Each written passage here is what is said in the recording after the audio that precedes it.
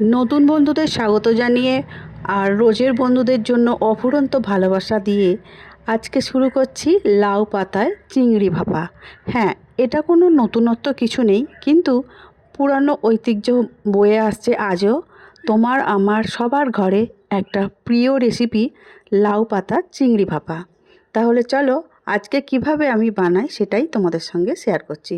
এটা সবাই তোমরা জানো, একই নিয়ম একই রেসিপি, তবু আমি বানাচ্ছি তাই তোমাদের সঙ্গে একটু শেয়ার করছি।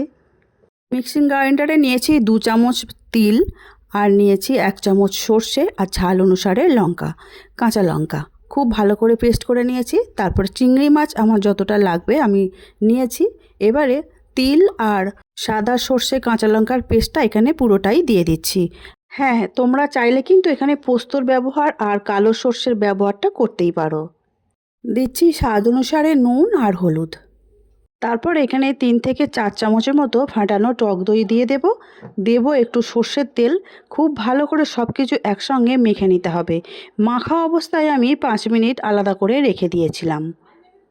এই মুহূর্তে যে সকল বন্ধুরা ইউটিউব চ্যানেল থেকে আমার ভিডিও দেখছো, যদি ভালো লেগে থাকে লাইক শেয়ার সাবস্ক্রাইব করে আমার পাশে থেকে যাওয়ার অনুরোধ রইল। পাশে থাকা বেলটা অবশ্যই প্রেস করে দিও, তাতে যখনই কোনো নিত্য নতুন রান্না ছাড়বো সবার আগে তোমাদের কাছেই পৌঁছে যাবে।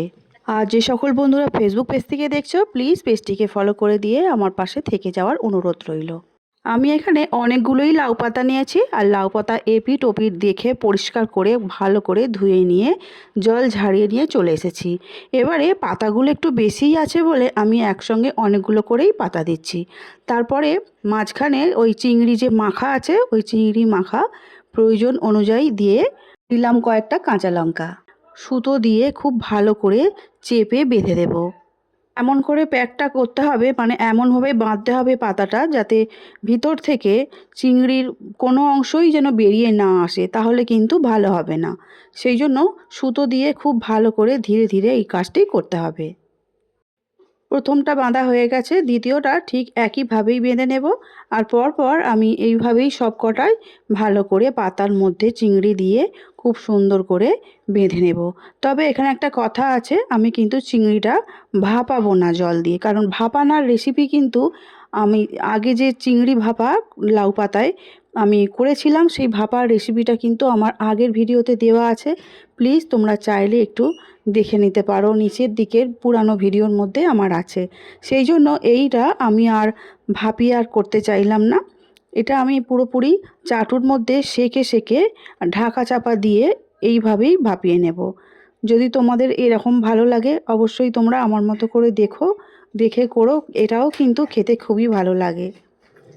ব্যাস, পরপর আমার অনেকগুলোই হয়ে গেছে। এখানে আমার মোট 5টা পাতা এইভাবে বেঁধে নিয়েছি, মানে 5টা হয়েছে ভাপা। ভাপা বলো সেঁকা বলো, 5টা হয়েছে। এবারে আমি চাটু বসিয়ে দেব বা তাওয়া বসিয়ে দেব।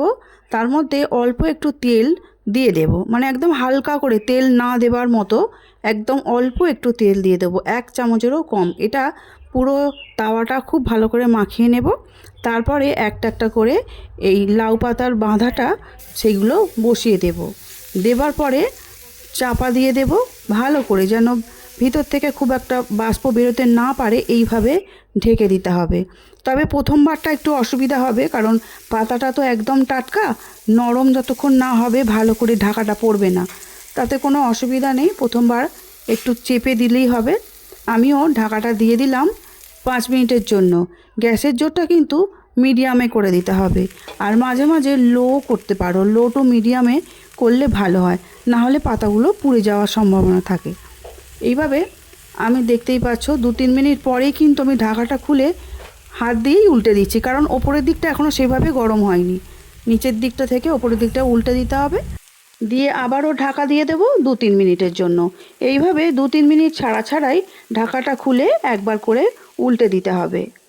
ভাপালে কি হয়, স্টিমটা ওঠে, তাতে করে খুব একটা ওলটপালট করার দরকার পড়ে না। কিন্তু যখন আমি এই সেঁকে সেঁকে করছি গ্যাসের মধ্যে, তাহলে একটু চেষ্টা করতে হবে উল্টে উল্টে করার, মানে মনটা এই দিকেই রাখতে হবে। এবারে দেখে বুঝতেই পারছো অনেকটা পাতা কিন্তু নরম হয়ে গেছে, অনেকটা মানে প্রায় প্রায় 80% পাতাগুলো সিদ্ধ হয়ে গেছে। তাহলে ভিতরে যে মাছগুলো আছে চিংড়ি মাছ, সেগুলোও সিদ্ধ হয়ে গেছে। তবুও আমি আর একটু কালারটা চেঞ্জ হওয়ার জন্য আবারও একটু উল্টে দিচ্ছি। ভয়ের কিছু নেই, এই সময় কিন্তু পাতা থেকে খুব জল বেরোবে। যেহেতু আমি গ্যাসের জোরটা কমিয়ে দিয়েছি, সেই জন্য পাতার যে রসটা আছে সেটা কিন্তু বেরোবে। সেই রসটাতেও কিন্তু পাতা খুব ভালোভাবে সিদ্ধ হয়ে যাবে। আবারও আমি নাড়াচাড়া করে চাপা দিয়ে দিয়েছিলাম। এখন আবারও 3-4 মিনিট পর ফিরে আসলাম। এবারে কিন্তু একদম রেডি হয়ে গেছে লাউ পাতায় চিংড়ি সেঁকা। হ্যাঁ, সেঁকাই বলি আমি, যেহেতু সেঁকে সেঁকে করেছি সেই জন্য সেঁকাই বলছি। আর বন্ধুরা, তোমরা চাইলে কিন্তু ভাপাও বলতে পারো। তাহলে চলো গ্যাসটা এবারে অফ করে দিই আর একটা খুলে দেখাই আমার ভাপা রেসিপিটা কীরকম হয়েছে, দেখতে কতটা সুন্দর হয়েছে। দেখো আমি নামিয়ে নিয়েছি। এবারে একটা করে আমি পাতা তুলে নেব থালার মধ্যে, তারপরে খুলে দেখিয়ে দিচ্ছি কেমন সুন্দর হয়েছে ভিতরে।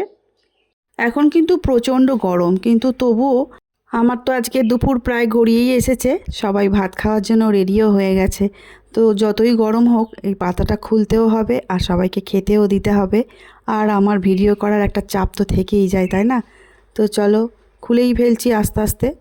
সুতোটা প্রথমে খুলে ফেললাম, তারপরে সেই দেখো কত সুন্দর হয়েছে। আলতো আলতো খুলছি, কিন্তু আমি প্রচণ্ড গরম লাগছে আমার হাতে, কিন্তু তবু আমাকে খুলতে হবে। দেখো কত সুন্দর দেখতে হয়েছে না, কালারটা খুব সুন্দর হয়েছে। আর চলো আর একটাও খুলে দেখিয়ে দিই একইভাবে লাউ পাতার চিংড়ি ভাপা। আর গন্ধটা কিন্তু খুব সুন্দর ছেড়েছে জানো, লাউ পাতার গন্ধ আর চিংড়ি মাছের গন্ধ, সাথে আছে তিল আর সর্ষের গন্ধ, দারুণ লাগছে। কাঁচা লঙ্কা তো আছেই। আজকে আমার রেসিপি লাউ পাতায় চিংড়ি ভাপা। তোমাদের কেমন লেগেছে অবশ্যই অবশ্যই কিন্তু কমেন্ট করে জানাবে। আর তোমাদের কমেন্ট পড়তে আর উত্তর দিতে আমি দুটোই ভালোবাসি।